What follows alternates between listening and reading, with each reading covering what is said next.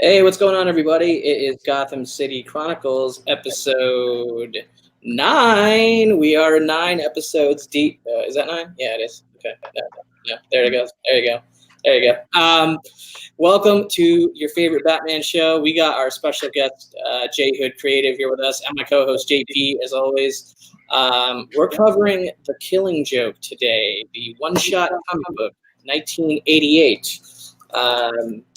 That would be Alan Moore and Brian Bolland. So that is the book for this episode. So thank you to the tailgaters here in the house. We got Comic Man Andy saying, good to see you on, man. Thank you for stopping by. And sorry we started a couple minutes late here.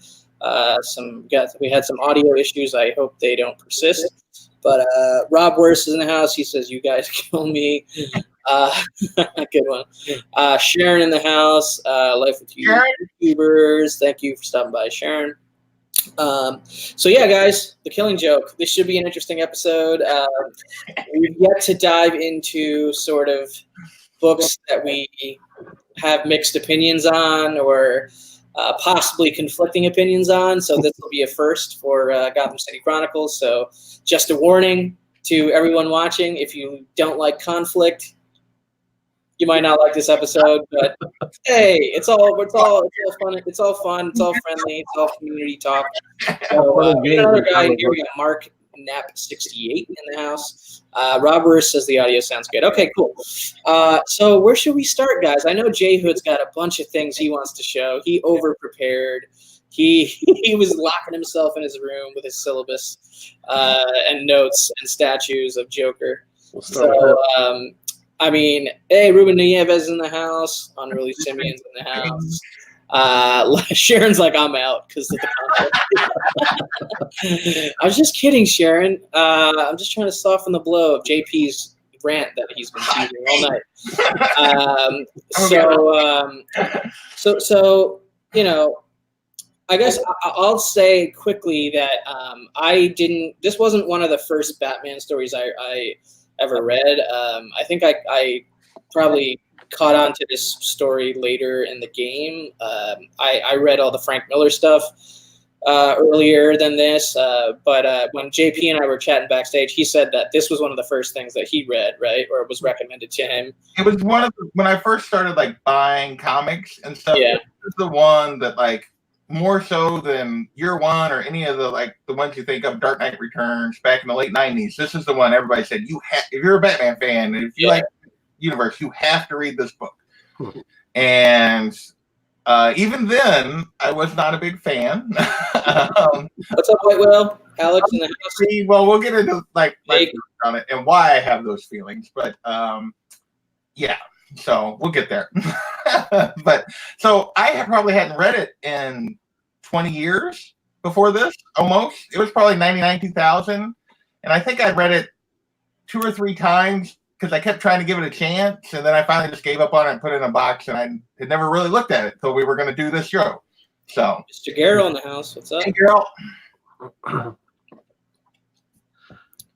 What about you, J Hood? Yeah, so I ran into this book in high school. I've been a lifelong collector. So I got the Dark Knight Returns as it came out, as a monthly. It wasn't something that came to me, later on as I was older. Interesting story about this book in particular is that we went on a class field trip to Chicago, and I was the comic book geek in the class, and somebody else that was in the class came back with The Killing Joke, and they're like, did you see this? I picked it up off a newsstand, and I looked at it and I read it. I was like, this is one of the best Batman stories I've ever read, so, but I probably have only read it maybe once since that initial reading. So I've always considered it a classic, but it's not something that I've kind of gone back and dwelt on. So how many times have you read it in between that second reading and preparing for the show to be on the show? No, you haven't even read it. No, just going by memory. I just remembered it fondly. Yeah. Okay.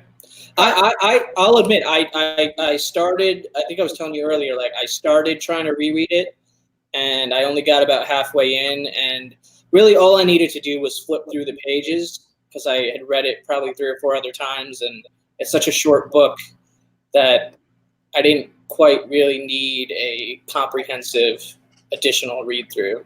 So this is the way I felt about it. I kind of wish that had been my strategy. My memories were. Jason, what's up?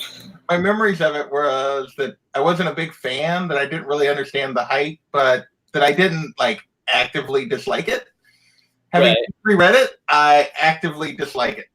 And so, yeah. Well, I'll start by saying something I do like about it. I like Brian Bolland's art quite a bit, actually. I think that's probably for me, that's the strong suit of the book. That said, I sold my first print of the comic book itself that I had slabbed and everything.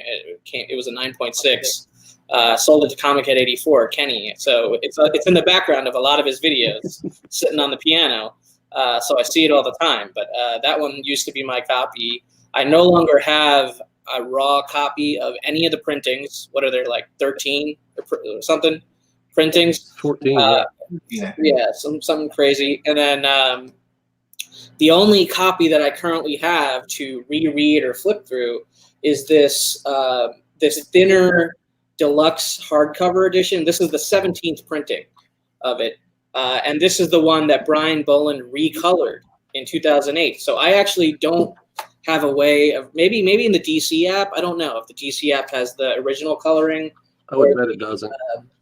Or the recolored, but I don't actually know what the original printing looks off the top of my head because I don't have a way to reference it. Hold 1 second. Grab the original? I would love to see the difference, like on this Batmobile page, for example. Mine's like the 11th printing, but yeah. But is it the same recolored edition? No, it's not recolored. It's recolored, yeah. I mean, this is, I guess, glossier paper, maybe. Yeah. Yeah, so for the life of me, I can't find it. I do have my second print, though. Okay. So that's the second print. Of course, the only difference in them, in all the initial printings was the color of the logo. The first print was green. Yeah. The second print was pink, but mine's a 10th if you're asking about the yellow. So. Right. They pretty much almost ran out of colors. Well, there's 2 of them. There's 2 yellows, like 10th and 11th are almost the same. You can't hardly tell them apart. Well, is it a Rob Wurst? I mean, yeah, we can talk about that if you want. I was going to spend a little bit of time talking about the coloring, but he just wants to get right to it, straight to the end of the book. So Unruly Saying looks very different between the two. So yeah, I mean. I've got slides of those if you want to. Oh, you got slides? Okay, yeah. So J Hood did prepare things, not quite PowerPoint. So shout out to Adam, but he's more prepared than we ever are for this program. So. I'm prepared. I'm prepared to say things that. There you go. So here's a prime example. Okay. Yeah. So yeah, because mine is the original there. So definitely much more 80s flair because it came out in the 80s look. Yeah. I mean, this first image I'm showing it. This is maybe the one instance where I am on board with recoloring it, where the guy that owns the park turns white like he's poisoned by the Joker. That's the way it should look. But I think the rest of it is overall too muted just for my personal taste. I do think like the original Technicolor kind of thing works for the story, like the story that you're telling. I will do my one. So like, I'm not a huge Brian Bolland fan as an artist. Like overall, I do think his Joker is excellent, and the reason for that is, and I'm going to show a couple panels here if I can find the right page. Yeah, is Joker because everyone looks like the Joker. Like Barbara is the Joker. The supposed Joker's wife, like during the flashbacks, is the Joker. Like, there you go. If I can get too close to focus, probably. I mean, everyone looks like the Joker. And like, so of course he draws a really good Joker. Cake's already salty. If you think this is just the start of my hot takes on this book, Bake. Unruly's like blasphemy. Right and left. I know people love like the Bolland Wonder Woman covers. The only one I like is the one where she's in profile where you can't see her whole face. I think his faces in general are bad. Like, he does good Batman because you can't really see the whole face, and he does a good Joker because that plays right into his art style. Right. And like, I will admit, like when J Hood sent us the thumbnail that you see in the background there, like that would have been definitely the panel or image of Joker, the one like my favorite overall image of Joker's face from this story. So he like nailed it with that choice. I mean, I'm a big personally. I'm more so than the laughing one. Yeah, I like the one that we used on the thumbnail more than the touching, holding his hair or whatever. Yeah. One. Personally, that's my favorite image from this book. So, Jay nailed that for sure. I'm a fan of Bolland. I'm a fan of his Joker. I'm not an artist, so I can't articulately explain it like guys like White Whale and J Hood. But why don't you get into it a little bit about the art, J Hood, from an artist perspective? Okay, before I get into that, I just want to point out on this page I'm showing right now. So all the flashback scenes are much more muted. They're basically black and white with touches of red. And it was only when I saw the recolored version that it was brought to my attention of what the heck is in the bowl on the table. So if you look, it looks like later in one of the later scenes, they're eating prawns or eating shrimp. But I'm like, they're supposed to be poor, and it looks like it's either prawns or octopus or something. It's really weird. Right, and in that one panel where he's like, "What do you mean, oh?" or whatever, it's that's the only colored thing in the frame. Right? Yeah. So, but yeah, as far as that, I don't think, but yeah. What's that? Like it looks like octopus or something. It's really bizarre. Yeah, and one of the things I'll talk about more later is I cheated. I found the script online, and I couldn't find any indication of what it was supposed to be. So it had to be something that Brian Bolland added in. But as far as the art itself, I mean, you look at it from two different standpoints. A is the storytelling, and B is the execution, or what we would call the polish. Right. At least that's the way Scott McCloud describes it in Understanding Comics. That just the surface quality of the art is, for the time, almost as good as it gets. Remember, this came out just a couple years after Watchmen. So he and Dave Gibbons have a very similar kind of look. They both came from England. They're both British artists and had been doing art for 2000 AD up until this point. And they were guys that got along and they appreciate each other's art, so they kind of rubbed off on each other. I see a little bit more, or a little bit of Richard Corbin in this as well. And it's kind of hard to explain without showing a side-by-side with Richard Corbin, and it's just in select panels. But as far as the storytelling, and I guess I will get into the script a little bit here. Sure. Basically, you always hear the old adage, a picture is worth 1,000 words. Right. You know, this is a 48-page comic, and Alan Moore's script is 128 pages. And he literally wrote 1,000 words for every panel. I mean, not literally, but it really seems like it. Yeah. Right. And I give credit to Brian Bolland for being able to execute it. So here's an example of a script, the script description by Alan Moore next to the panel. And he gets into things like, you know, so we get it's a back view of Batman, obviously, but he describes that Commissioner Gordon, way back here in the background, has a steaming hot cup of coffee. Wow. How does he expect someone to squeeze all this in? And of course, a seasoned artist like Brian Bolland knows what details to kind of pick and choose. But when you look at it from the storytelling standpoint, Alan Moore has processed this entire book panel by panel through his own imagination.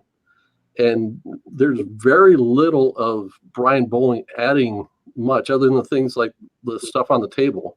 Right. I mean, angles, every angle is described. It's just from the standpoint of pulling off Alan Moore script that I really admire him for being able to get as much detail and information as the script indicated. Yeah, that's pretty cool, actually. That's pretty impressive. I mean, and I should clarify my point a little bit. I'm not a big fan of Bolland's style of faces in terms of I do think everyone kind of looks like the Joker, and it's just a pet peeve of mine with Bolland. But as far as his storytelling in this story, the art is excellent. Overall, the art is excellent overall. I know people were giving me crap on the thing. I'm not big on Bolland's faces sometimes because they do tend to make everyone kind of look like his mouths make everyone kind of look like the Joker. I think overall, occasionally, especially that image you pointed out about the wife. Yeah, I think that was on purpose. I think that was them putting at least a little bit of ambiguity into whether or not what the flashbacks are the truth or Joker's recollection of what happened. But is there a reason that Barbara is 80 years old? No, I can't explain that one. So I mean, I didn't know she was Commissioner Gordon's mother, not his daughter. But that's just, So that's just. But overall, yes. Yo, what's up, Kenny? Of telling the story through the art, he definitely does. Yep. Yeah, I mean, what I love about Bolland's work in this is on a lot of these 6-panel standard kind of layout frame, square frame panel layout pages. The 9-panel grid. There's just 6-panel grids.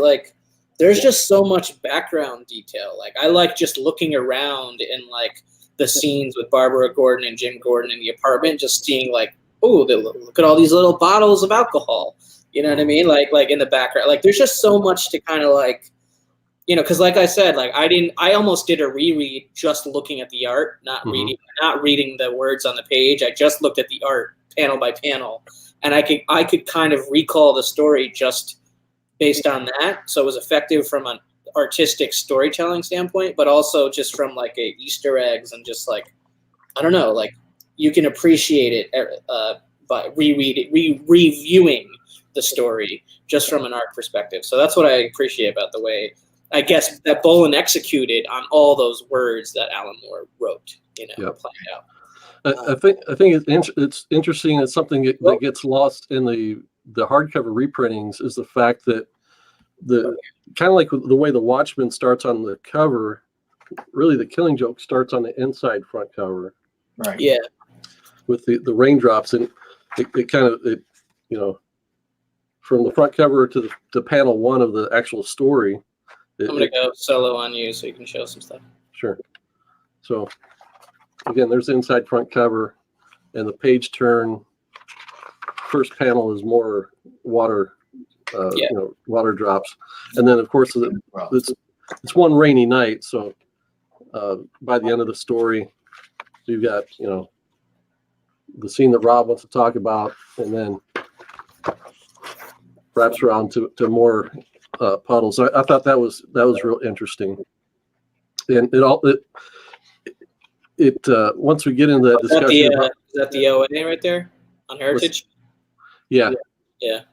So once we get into talking about the end scene, the use or lack of sound effects or selective use of sound effects helps us figure out the ending a little bit. Right. Well, do you want to just talk about it? I mean, I'm fine with that. We don't have to go in order. We can jump around. Right. Okay, so Grant Morrison claims that at the end of this book, and let me pull that page up. Oh, you're gonna pull it up? Okay, cool. Okay, so this is the final panel or the final page of the story. So the way Grant Morrison reads this is that we've got a final confrontation between Batman and Joker, and Batman's starting to rattle the Joker a little bit, and things go off panel. And so we've got laughing sound effects and siren sound effects in the background. So in panel 6, the laughing stops, and then the siren doesn't stop until the next panel. Mm-hmm. So the way Grant Morrison reads it is that Batman has killed the Joker, that he's either broken his neck or choked him out or whatever. I totally disagree. I don't agree with that. I don't really. There are so many other clues in this book that dispel that whole idea. And part of it is when we have the opening scenes, you'll notice no sound effects. Yeah. There's no sound effects for, I mean, until you get to dialogue. There are no sound effects during the shooting scene. That's right. There are no sound effects later for when Batman jumps through the mirror in the glass house. So the lack of sound effects does not, to me, indicate a murder, or not murder, Batman killing the Joker. But the more substantial thing is, okay, so we go back to Batman rescuing Commissioner Gordon. And the last thing Gordon says to Batman is, let me find the page. So Gordon says, I want him brought in, and I want him brought in by the book. So after everything Gordon's been through, that the Joker's put him through, he's telling him he wants Batman to bring Joker in alive. And the whatever act of revenge that should be sought should be on Gordon's behalf, not Batman's vendetta against Joker. Exactly. Gordon's been through so much that, and is Batman's essentially best friend. He wouldn't have killed the Joker at the end, especially with that being Gordon's order to him. Yeah, no, I agree with that completely. Yeah, I agree with that. I don't think I interpreted it. Yeah, I've never interpreted it that way, that he kills him. Yes. So Grant Morrison's just looking for attention. Just the way that the story starts, it's consistent with it ends the way it starts. And that's always just connected for me, and I never really sort of interpreted it any differently than that. I mean, the part where Batman confronts the imposter Joker in the asylum, Batman saying, he's basically saying we're going to kill each other. And a lot of times I think we relate to that to Dark Knight Returns, but I think I reread the Dark Knight Returns. I didn't see really a mention of that in that. It's kind of implied, but this is the first place that I think we see it in print where we get this idea of Batman and Joker are always going to exist until they kill each other. And again, to support our point that there's no killing at the end, if Batman and Joker have to kill themselves, then you're not going to have Batman either. I mean, it's all or nothing in my opinion. Okay, so I think we've had a pretty good discussion on the art. I mean, maybe let's dive a little more into story elements, and I think this is where I'm going to let JP do his fire breathing. Why he doesn't lie. I'm not going to speak for you. The chat is about to crush me, so that's fine. So there's multiple things about this that bother me. And I won't get into like some of the obvious ones of like how Barbara's an object in this and not really a person. I won't even really get into how I don't think Batman's portrayed very well in this. I'm going to go to the very thing that everyone says makes this book great. Is it's an origin story, this fantastic origin story for the Joker. And Joe Loser Schmuck, that they represent as the Joker before the chemicals, is there's no way that guy's the Joker. If that's his actual origin, that is the most uninventive origin possible for this character, in my opinion. Like, to me, the origin that is presented, if you take it at face value, which we can argue, there is a line in here that makes you want to, whether or not you can argue whether or not it actually should be taken at face value, is basically that the Joker is the chemicals and not this guy. Because this guy is, obviously he's having a bad day, he cracks, he goes crazy, but he's not smart, He's not intelligent.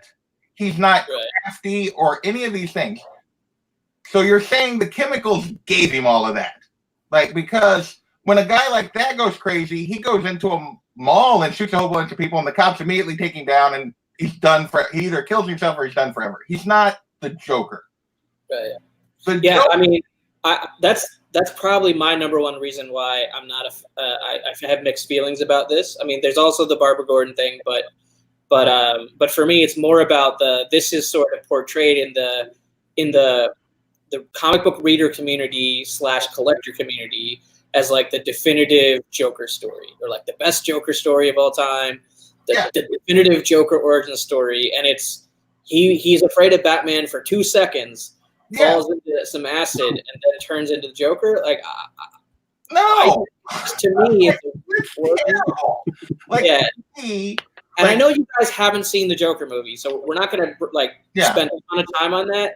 But, for me, that was a more plausible origin story of a whole life of a multitude of events and a mentally challenged person, and all these events leading up to a crazy break that results in a violent outburst, right? So that, to me, is more believable than this origin story. So D-Ron says something. He likes the origin. He likes the one bad day take. I'm fine with the one bad day take of somebody breaking off. Somebody breaking mentally. What he's trying to do to Gordon. I get that. But the Joker is not a one bad day, was not broken by one bad day. The Joker is a sociopath, through and through. And that's not a one bad day break that makes you that. He becomes to me, if you want to look at what the Joker was before he was the Joker, look at the James Gordon Jr. character from Black Mirror that we just did. He's a sociopath. He basically stays in the shadows. He figures out ways to do it without getting caught. To me, the origin, a true origin of the Joker would be someone like that who's basically gotten away with it his whole life, and then Batman catches him, then he falls into the chemicals. The first person to challenge or catch him mentally was Batman. Then he falls into the chemicals. When he comes out the other side, he would be the Joker. To me, that's what it would take to become the Joker. Because then he would be obsessed with Batman, the only person that bested him, that got the better of him, and he'd be ready to he'd have all that intelligence of how to get away with it. And he would use that now in the open. And that Joe Loser Schmuck, which is the name that this guy at the thing will always have for me. I'm calling it that moving forward. That's cannot become the Joker. I'm sorry. That guy is not smart enough unless your take is the Joker is completely the chemicals. And I think Joey Bag of Sevens had a point in here, something about the chemicals. That it might be it amplified something that was underneath or something. That's fine, but I don't strike me as interesting to say that chemicals are the Joker. The way the story handles the chemicals is that it's kind of an afterthought. Yeah, there's not that much kind of placed, not much important placed on it. See, Greg Hook says that's more Riddler than Joker. I disagree with that in the fact that the Riddler is just obsessed with being smart. The chemicals combined with the sociopath beforehand is what creates the Joker. Not so if you dump the Riddler into the chemicals, he might come out the Joker.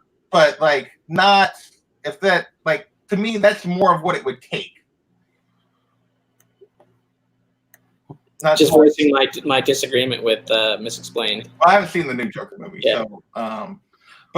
so that's my personal it just bothers me that the whole take of this is any Joe Schmo that had a bad day could become the Joker if you dumped him in the chemicals. And I completely disagree with that, unless your whole take is the chemicals of and by themselves are what create the Joker.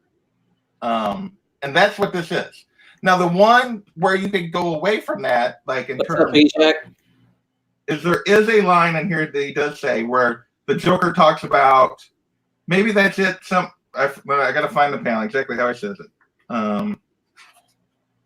I also rewatched the Heath Ledger Joker performance 2 nights ago. It happened to be on TNT or whatever, the whole Nolan trilogy. Sometimes even though you have a Blu-ray or DVD of something that sits on the shelf for years at a time without ever being opened, but it's on TV, so you end up watching it. Right. That happened to me the other night, and then halfway through, I was like, I don't want to deal with these commercials, so I actually switched to the Blu-ray. But that was interesting to rewatch that performance. I almost look at that performance as like a different character too, though. You know what I mean? I mean, it's a very different take on the Joker. Different take. I think characters like the Joker are played best kind of as a force of nature. That the less you know about them, about their background, the better. I feel the same way about Wolverine. What's up, Ray? They really messed up that character by explaining his origin and kind of making him the nice guy. He's lost his edge. And now I can't find that particular panel, but like he makes a line in there when he's talking to Gordon when he's trying to drive him crazy about it. One thing, or at least that's how I remember it sometimes. Right. I don't remember it the same. Mm-hmm. And to me, that's the only redeeming thing is you could take that to mean that this is him telling this backstory and you can't believe it. You don't know. There's no way to believe it or whatever. But like, but overall, I just don't think it's a very imaginative way to build the Joker. Even if you disagree with my take on the way it should be, this guy that is a loser and a smart, because he's not smart. He's being played by these people like he's a moron. Mm-hmm. And the Joker is none of those things. So, like, I like what Big Will's saying here. He's saying that it should have been 3-issue miniseries with multiple origin stories, like, similar to how like Joker lies about his origin story. Yeah. I think that seems to be pretty popular. Rob was like, Big Will's giving DC ideas. An interesting thing is he goes to Murphy's White Knight series, supports the Killing. Yeah, I saw that. Yeah. Crazy. I actually disagree with it. That Jack Napier, though, is intelligent. Yeah, he's super smart. Mm-hmm. Or portrayed super smart. And he's also a bit of a sociopath, and it's Harley's chemicals and Harley that is sort of keeping him in check during that whole thing. Like, he's a bit of a sociopath. He's obsessed with Batman, even when he's cured. Like, he's still a bit of a sociopath, and he's super smart. He's very intelligent. He's plotting the whole time. That's the kind of guy that could become the Joker, not this idiot in this story. Well, I want to read something, and I don't know if you had, because you put together a ton of notes, J-Hood, so if I'm stepping on your toes with this note, just let me know. But there was an interview with Alan Moore in like the year 2000 or something like that, where he was quoted, he was asked about The Killing Joke in the interview, and Alan Moore said, "I don't think it's a very good book. It's not saying anything very interesting." And then Then a few years later, he said, "The Killing Joke is a story about Batman and the Joker. It isn't about anything that you're ever going to encounter in real life because Batman and the Joker are not like any human beings that have ever lived. So there's no important human information being imparted." And he said, "Yeah, it was something that I thought was clumsy, misjudged, and had no real human importance. It was just about a couple of licensed DC characters that didn't relate to the real world in any way." And then he also said in a 2006 interview with Wizard magazine, he asked DC if they had a problem with him crippling Barbara Gordon, who was Batgirl at the time.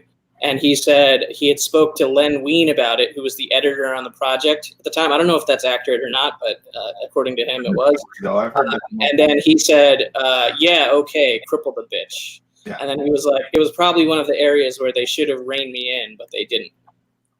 Well, the book lists Denny O'Neil as the editor.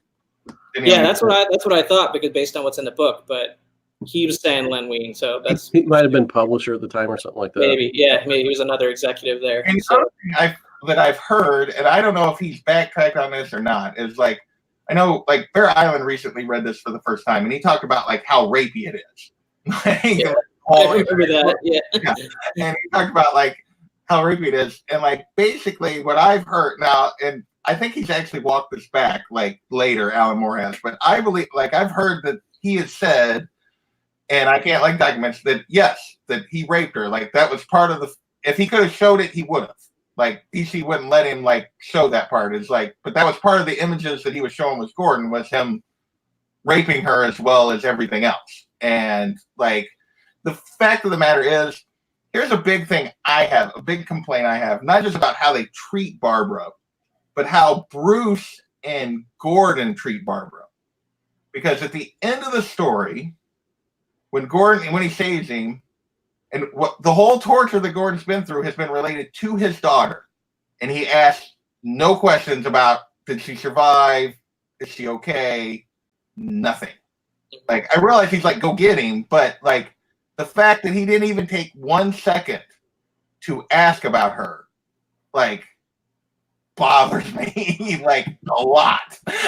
Like, and it just goes to show that like she was just a complete object to use to move the story and nothing else. Like there was no other consideration of the character. Okay. So here's my take on Alan Moore. To JP's point, I think that line just probably didn't fit. I'm not defending Alan Moore for what he did or didn't do, but I don't think it would have fit in that scene.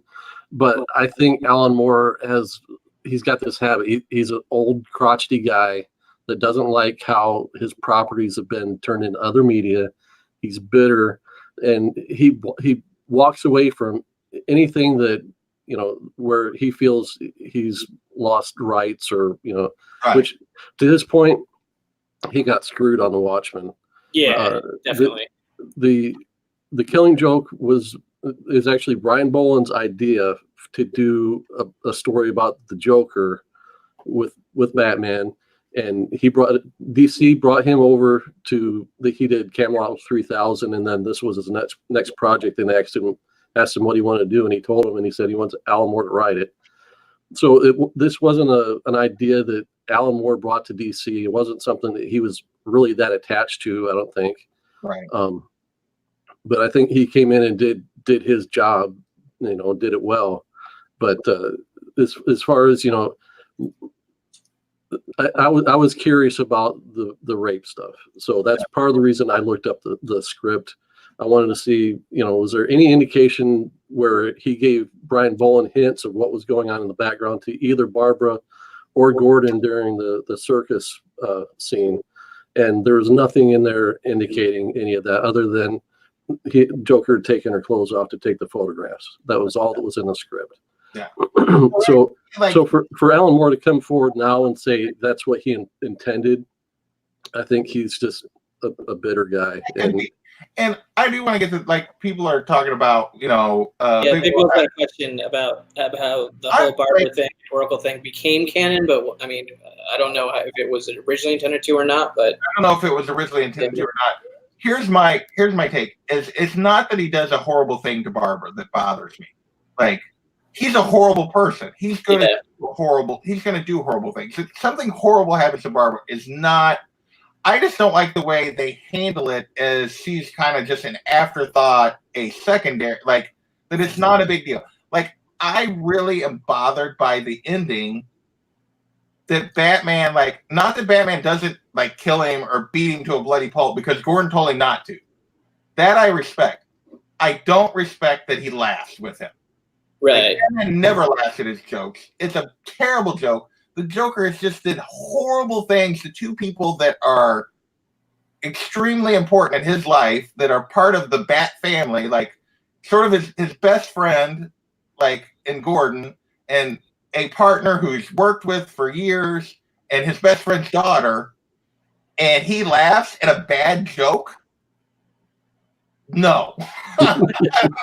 No. Yeah, I don't know. Like, I think I've read the joke maybe, you know, in context of the full story, I've read the joke maybe 4 times, right? Like full read-throughs of the stories, maybe 5. I don't remember exactly, but I've gone back over and over and just read the joke, just only the joke, you know, with no context, quite a few times. And it, like, sometimes I get it, and then sometimes I'm like, is that a joke?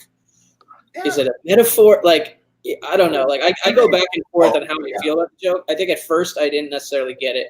And then I sort of did get it, and was like, okay, that's just Joker being Joker, and it's just kind of like, you know, it is what it is. The Batman, I guess that's the first appearance of the Batman who laughs. So, I do want to go back to Big Will's point, though. Would I be upset with it if they hadn't made a canon? So, for context, I didn't really start reading comics till the mid-90s. So Barbara, when I first read her, was Oracle. Like all of this had happened. Like, so I fell in love with the character as Oracle. The fact that they used this to turn her into Oracle was completely different writers. It was not planned. DC had no plans for that. Someone else came up with that later. So they get no credit for the fact that they created Oracle because they didn't. Somebody else did that. Right. Like they co-opted it, yeah. And now aggressively makes a point with his point is if you point a gun at Barbara, you get your arm broken. I think she was just completely caught off guard. Like she was expecting it to be her friend. She was in relaxed mode that she just didn't react quick enough. So let's talk about Barbara Gordon's place in the DC universe at that time, okay? This is one of the things I thought was really interesting because I had a feeling JP was going to be upset with this because I know he's a Batgirl fan, right? Yeah. So I'm going to pull up a couple images here. Well, they just published the book where she like retires or whatever. Right. This one. Yeah. They published this virtually at the same time as The Killing Joke. I think it might have come out like a month before. Yeah. Go ahead.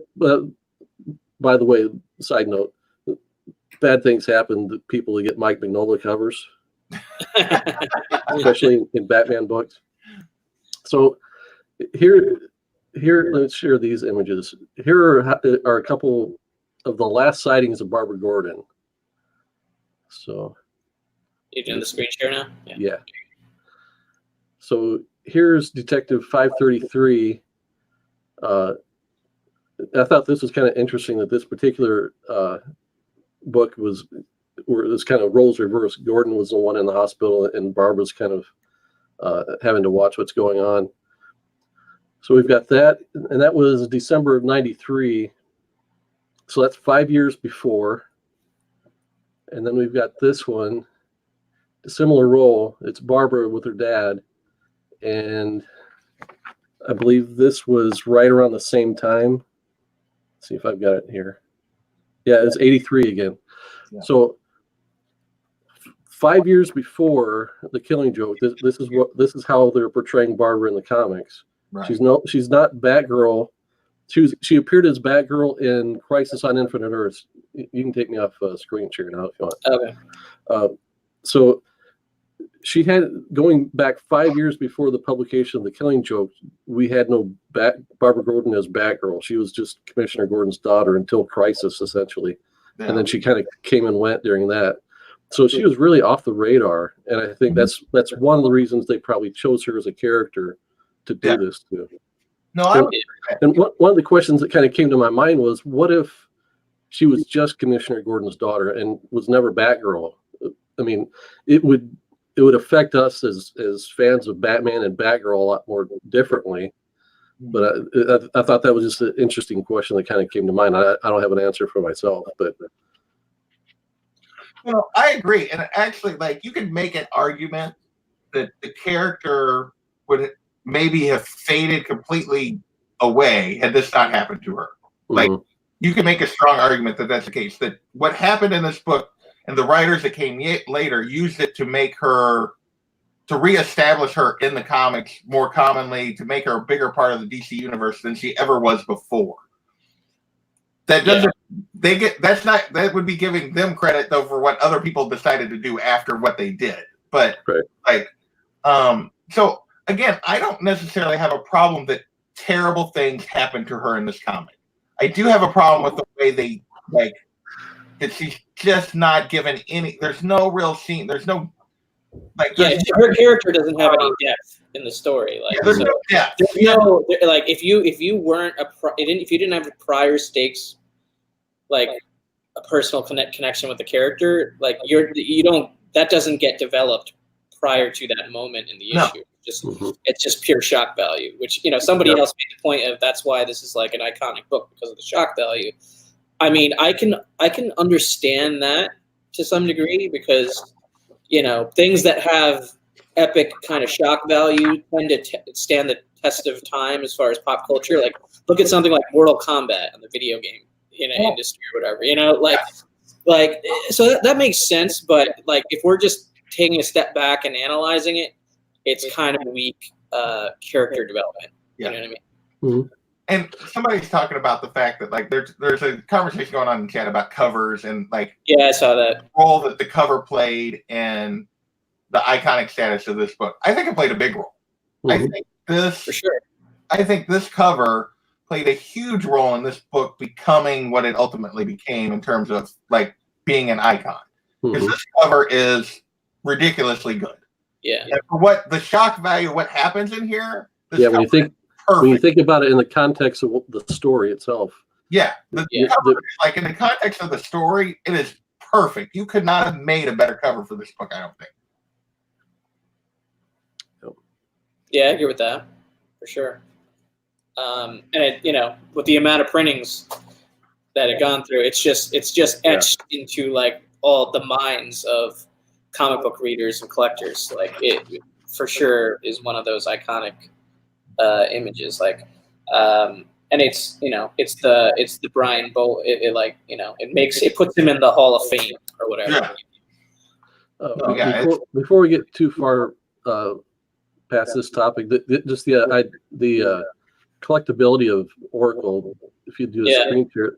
So just FYI for people that want to collect, you know, the keys. So a character named Oracle starts appearing in Suicide Squad number 23, and then that character is revealed to be Barbara Gordon in Suicide Squad number 38. So and those are J Hood, but I don't remember what year is that? How long after the Killing Joke does that happen?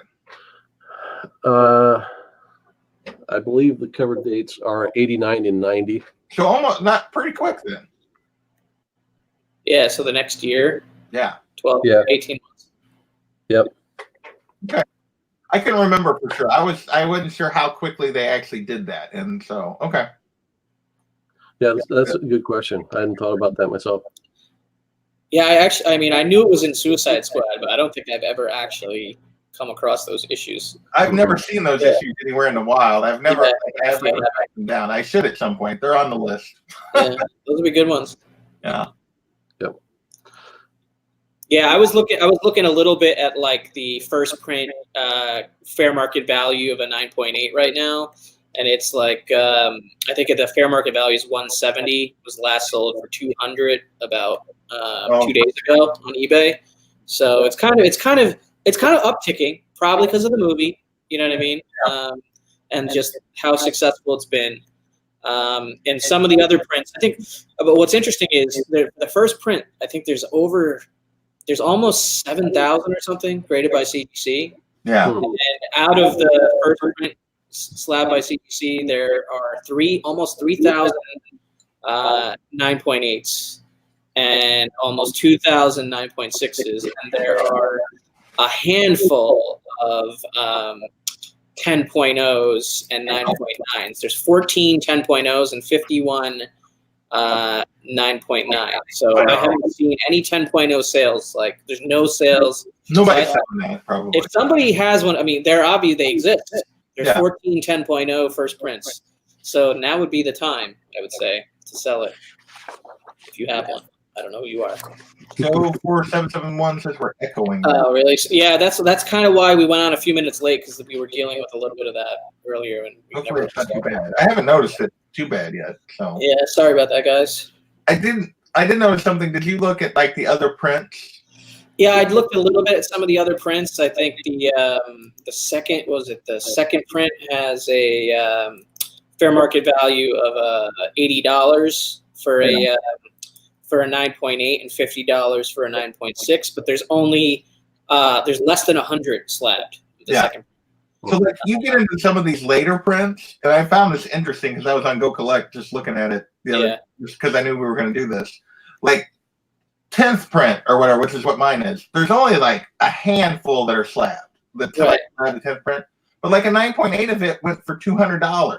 Like because it's a lower print run. Lower print run. And I saw that for a lot of those later prints that they were actually going for as much, if not more, the handful that were. And there was only a few sales, so it's hard. They didn't even set a fair market value. You just have to look at what the sold price was because there's so few of them. But a lot of these later prints, actually, if you slab them in a 9.8, when they sell, they tend to go for as much, if not more, than the first, which I find odd but interesting, just because there's so few of them.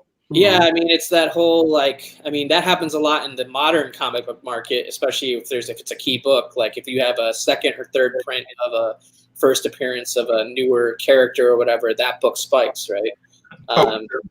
So printing's my key. Yeah. Which color is that one? I don't know. I don't even know. Interestingly enough, the third print, 9.8, has a higher fair market value than the second print. It's a $95 fair market value right now, and it only has 50 copies. Only 50 copies. Yeah. Slabbed. So. It's weird because historically I've done a lot of like dollar box digging, and it's not a book that you see very often. I mean, in any printing, really, it's not something that is for as many as they have to print. I've never seen Killing Joke in a long box somewhere sitting around. It's always, regardless of what print, it's like it's hidden away on the wall or something. Yeah. So I think I had just one other tidbit to add. This is going back to this is the last thing in my notes that we haven't covered. Okay. Going back to the storytelling techniques. If you'll do a screen share, this shows an example of one thing I really found interesting in this latest read is how he transitions the scenes from one to another, where both in dialogue and visually, you end on one page and you turn the next page and it relates completely to the panel before, but it's a totally different setting. And then even panels later in the book relate back to other panels you saw earlier. And this just shows a few examples of that.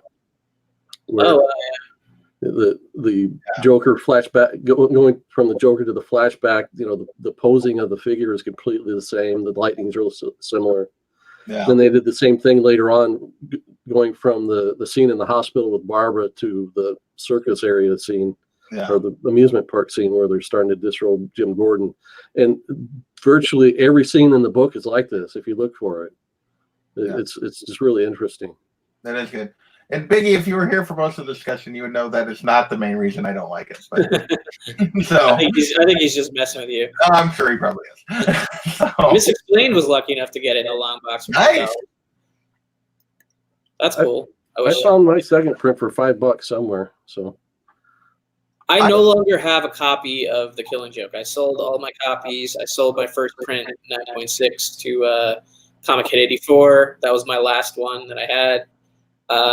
I've had several of them, many of the other prints, and they've just all like come in. And this is right now the 17th printing of the Absolute Edition thin hardcover is my last remaining copy of this particular story. So. Misexplained, because I assume he wasn't here at the beginning, asked which coloring we prefer. I prefer the original, to me. I think that's unanimous, but I'm not sure about that. I don't know NYC ever said. What was the question? Which coloring you prefer, the remastered or the original? Yeah, we talked about that earlier. I mean, I don't know because I don't have a reference physically to put in front of me, and I've been basically reading, the version that Bolland recolored for most of I have physically had a copy of the original coloring, a raw copy before, but it's been a while since I've had that in front of me or even looked at it. So I will have to probably just go with the recolored version just because of what J Hood showed earlier. Just based on that, I probably prefer the new one. Although there were some panels or pages where I could say the opposite. I think it depends on the panel. I don't think it's all the way through the. It does depend on the panel. I think the last page looks better in the original coloring. Yeah, I like overall Technicolor better. On the whole, it always just comes down to personal preference. I see value in both, but I don't know if I'm more nostalgic for the original one. The new coloring is a lot flatter, a lot grayer, a lot more muted. So for a Joker story, in my opinion, it should be more colorful, but personal opinion. Word. All right, guys, so we've been going about 54 minutes here. Now, this is where at the end of this, we kind of talked about a lot of different things about this book. And now we rank it amongst the 9 Batman stories that we've done for me and JP, and then for J Hood. You could do it that way if you want, or you could just rank it, for your own purposes, however you want to. Even if maybe you don't have a ranking, that's cool. Just maybe share your overall thoughts about where it fits in or whatever. For me, I would be putting it. So those are all the books that we've covered, right? Yes. That's not your order, right? That's the order of the episodes. Yeah, that's the order of the episode order. So I have Mad Love, I guess, still last in the number 9th position from all the books that we've covered, and I have The Killing Joke right behind it. So of the books that we've done, and the 1 through 7 changes quite a bit, but we've done Year One, we've done Hush, we've done Long Halloween, we've done A Death in the Family, we've done Black Mirror, we've done Mad Love, we've done White Knight, and then we've done Court of Owls. So I have it ranked 8 out of 9 among the 9 stories that we've done personally. That's where it sits for me. It's hard for me to even rank Mad Love, honestly, even on the list, because and even to some degree, this book on the list, but since it's a ritual that we do, that's where I have it personally. Okay. So there's 7 books. And if we had other stories, there'd be a huge gap, then Mad Love, and then there would be the Grand Canyon, and then The Killing Joke. So I stand by, like we talked about, like I think before the stream, we didn't talk about it, is, in my opinion, it's the worst of the really famous Batman stories, easily, in my opinion, the most overrated of the Batman stories, like that people talk about. That's me. So I think it just so happens to line up that it's the 9th episode, and really that's not technically his list, but no, it is last on his list also. So I mean, actually, the top 2 are the only ones that are in order on this list. Right. Year One and Long Halloween would be 1, 2 on my list. Well, you said The Killing Joke is in order also, right? Yeah, and The Killing Joke is in order, I guess. Yeah. But none of the rest of them are in order. This is just episode order. Right. So Misexplained says Hush is his most overrated. For me, The Killing Joke is my most overrated. I would agree that Hush is a little bit overrated. I would say it's a little overrated, but it's still good to me. Because I actually still like Hush. Yeah, I still like it. So. And I think Hush is packed by the Jim Lee art, but I think Hush is still a solid story overall. Whereas this, I just have so many problems with the story I can't even begin to discuss. We actually talked about reading Earth One last night on JP's Sunday show. I think we are. Probably on our list, Kenny. So we might have to talk to you about being on another episode if you're down with Year One or Earth One. J Hood? Yeah. So JP's made me rethink my positioning of the book. He brought up some very good points. I still like it pretty well. It would definitely be in my top 5. And one of the things I have on my list is pretty much anything O'Neill and Adams. It's hard to separate those works apart. So, but the Dark Knight Returns, the Neil Adams stuff, Year One, White Knight, and Killing Joke would all be in my top 5. So. Oh wow, White Knight makes the cut. It was a strong book. Yeah. I don't think it makes my top 5 because I have a hard time pushing out the 2 Frank Millers from 1 and 2. Like for me, those are kind of hard coded for me in one and 2. But Year One being number 1, Dark Knight being number 2, and then I have a really hard time with 3 through 5. Like that, those spots change for me so frequently. Like right now, I think I have Court of Owls number 3, Long Halloween number 4, and maybe Hush number 5, but sometimes White Knight kind of sneaks back and forth from that 5 to 6 position. I don't know. I go crazy. And then Black Mirror is now kind of inching up the ladder because I got to reread that for an episode. So doing the show has kind of confused definitely changed my list. Batman order. Definitely changed my list doing the show. It's moved. Hey, Misexplained. I suggested that one yesterday on. I couldn't find it. I have the book, so I'd love to do it, but there's no hardcover or trade readily available. Unfortunately, that's surprising. Yeah. Well, we couldn't find it on InStock Trades, and the only one on Amazon was like $40 or something. Ooh. Yeah. So we need to track one down. We did talk about the Cult Misexplained. Yeah, 'cause that's a great team up, Starlin and Wrightson. So I just need to track down a copy, and we can do it. I just haven't tracked down a copy yet. Right. So I haven't found. Yeah, if I could find a reasonable copy, we would be down for the Cult. All right. So any final thoughts, guys? As we wrap things up here on Alan Moore, Brian Bolland, Batman: The Killing Joke.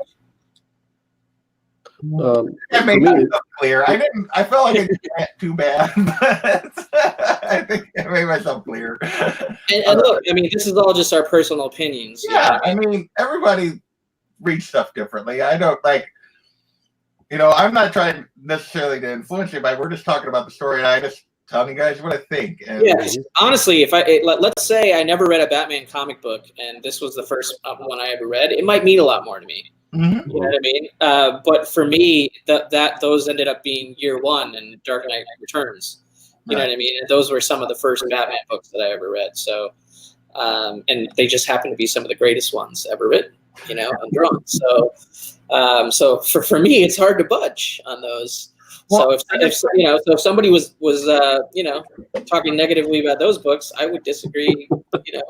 Well, and like I will say, like for me, it's very interesting that part of one of the reasons this fell the way it did was like the first two big Batman stories I think that I read that are considered famous, and I read the other one first. I read The Long Halloween before I read this. Oh, really? Like almost back to back, I think originally, and I was like, and everyone kept telling me how great The Killing Joke was, and I just happened to like The Long Halloween was coming out.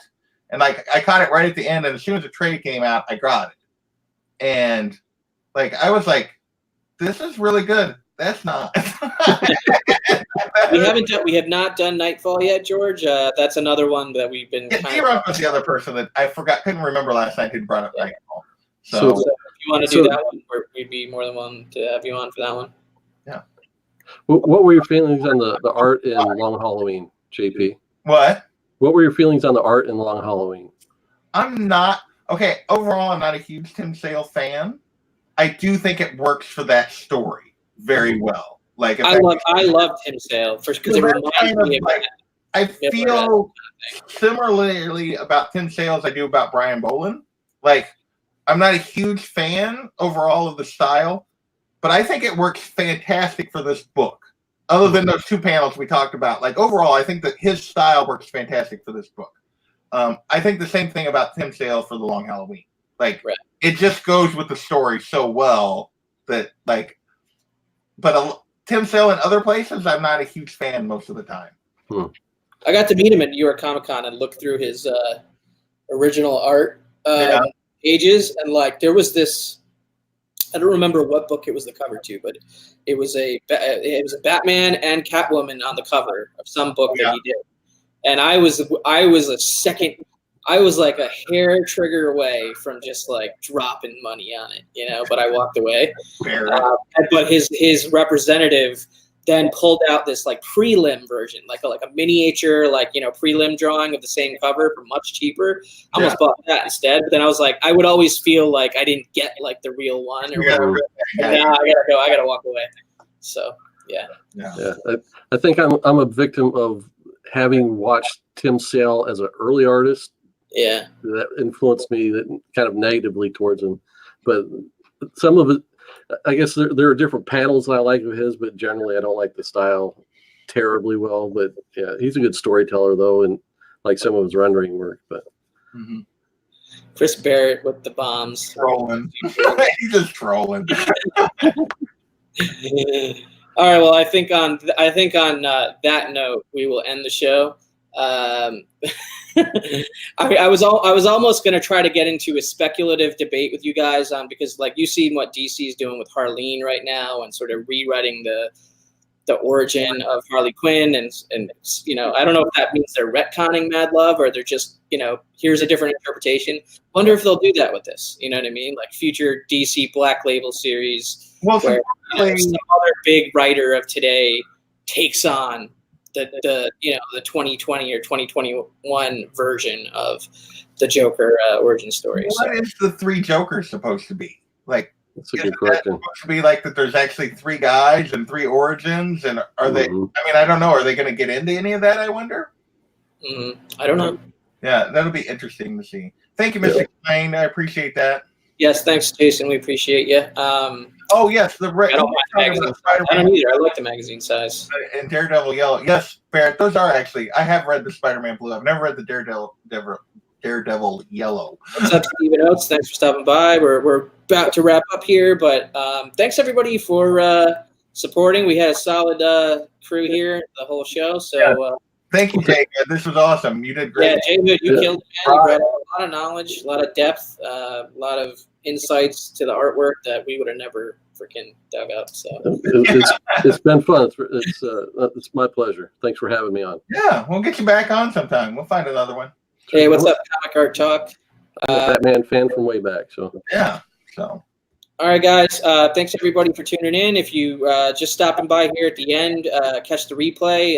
It's only an hour. You can fast forward to the part that you disagree with us on, and just get. That's how the internet works.